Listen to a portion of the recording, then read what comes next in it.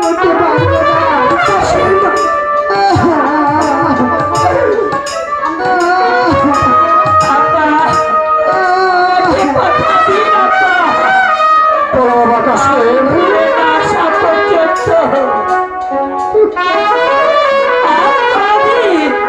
আপনি লাঠি হাতে নিবেন না। তুমি কথা দিও না সর্দার, কথা দিও না। তোমার যে অনেক কাজ বাকি আছে, তুমি সর্দার হেরে যেতে শেখনি, তুমি হারতে পারো না, তোমাকে জিততে হবে।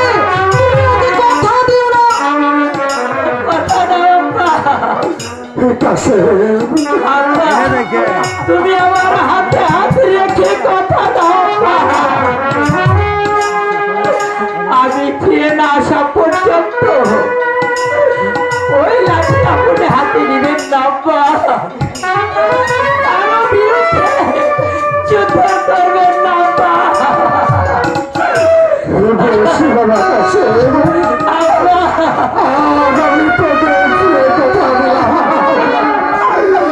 তুই ফিরে না আসা পর্যন্ত ওই লাঠি আর আমি হাতে তুলে দেবো না। কি করলে সর্দার, কি করলে তুমি?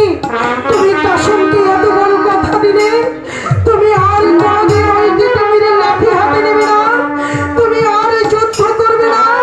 আর বুঝি এই মাতৃভূমিতে তোমার কোনো প্রয়োজন নেই, তাই না সর্দার? আমার একমাত্র সন্তান আমার কাছে, তার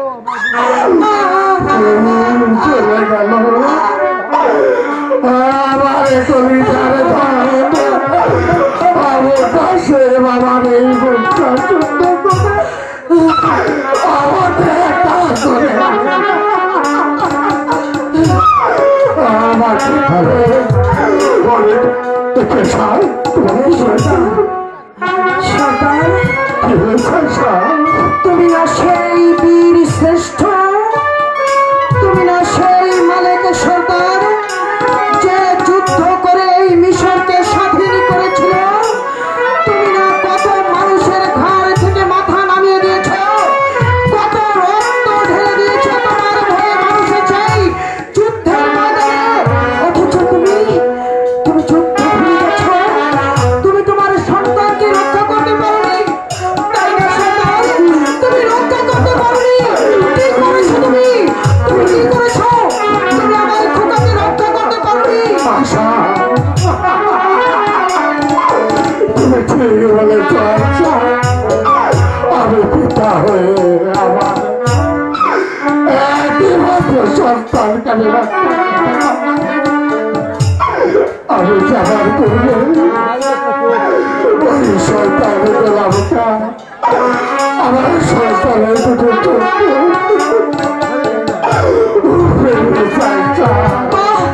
আমার কিছু করার ছিল না। কত ভালো ভালো কথা বললে।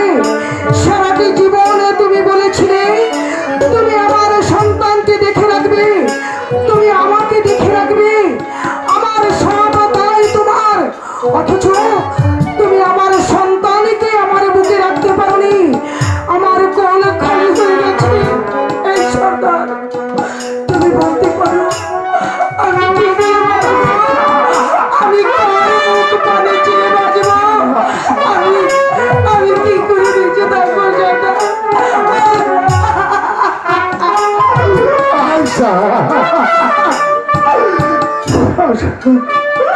আমার কাছে তোমার একারে সন্তান ছিল, তোমার মুখটা যেমন ভেঙে চুরে তোমার হয়ে গেছে।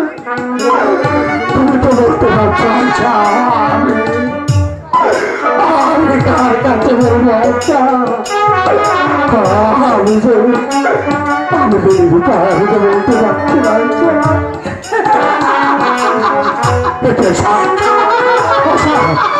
তোমার কি বলে ভাষা তুমি আমাকে হাসো রাজা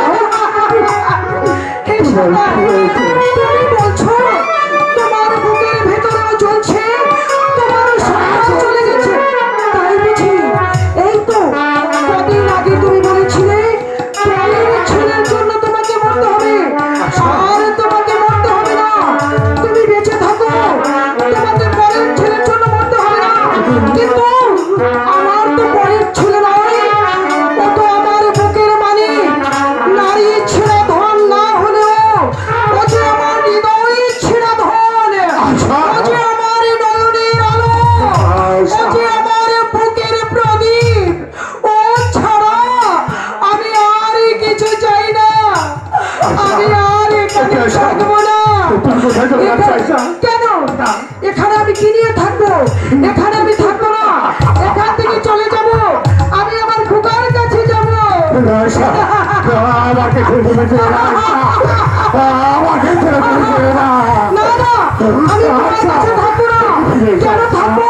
তুমি ভীরু, তুমি কাপুরুষ, তুমি তোমার সন্তানকে রক্ষা করতে পারোনি, আমি তোমার এখানে থাকবো না, এখান থেকে আমি চলে যাব।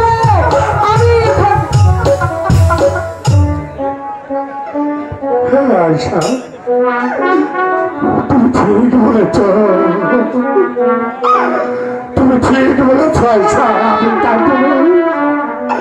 আমি পিতা হয়ে আমার রক্ত সন্তান আমি তার সহিত আমি রক্ত করতে পারিনি।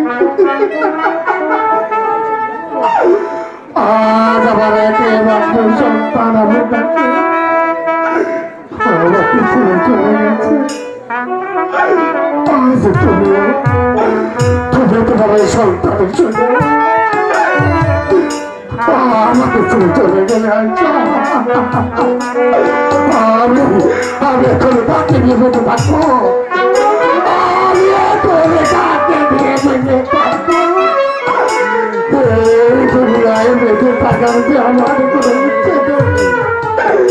এই দুনিয়ায়